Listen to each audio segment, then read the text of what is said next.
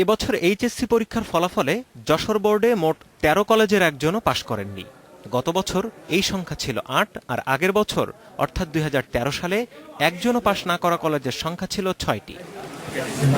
শিক্ষকরা বলছেন, কঠিন ইংরেজি প্রশ্নের পাশাপাশি সৃজনশীল পদ্ধতিতে অভ্যস্ত না হওয়ায় এবারও ভুগতে হয়েছে শিক্ষার্থীদের।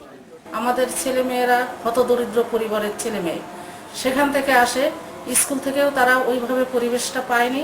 সৃজনশীল পদ্ধতি করাতে আমাদেরকে যেভাবে ট্রেনিংটা দেওয়ার দরকার টিচারদেরকে, সেই ট্রেনিংটা কিন্তু আগে হচ্ছে না। অনেক টিচার আছে সৃজনশীল কোনো ট্রেনিংই এখনো পায়নি। না পাওয়ার ফলে টিচারই বোঝে না, না বোঝার ফলে স্টুডেন্টকে তো ওইভাবে আমরা বোঝাতে পারছি না। গত কয়েক বছর ধরে নিয়মিত ফল খারাপ করার জন্য পাঠদান ব্যবস্থার দুর্বলতাকে দায়ী করছেন অনেকেই। টু ওয়ে মেথড, এই পদ্ধতির মূল লক্ষ্য হচ্ছে শিক্ষার্থী এবং শিক্ষকের শেখানো পদ্ধতিতে তাকে জ্ঞান দিতে হবে। কিন্তু আমরা যে জ্ঞানটা বিতরণ করছি সেটা সনাতনীয় বা মান্দাত্তার জ্ঞানই বিতরণ করছি।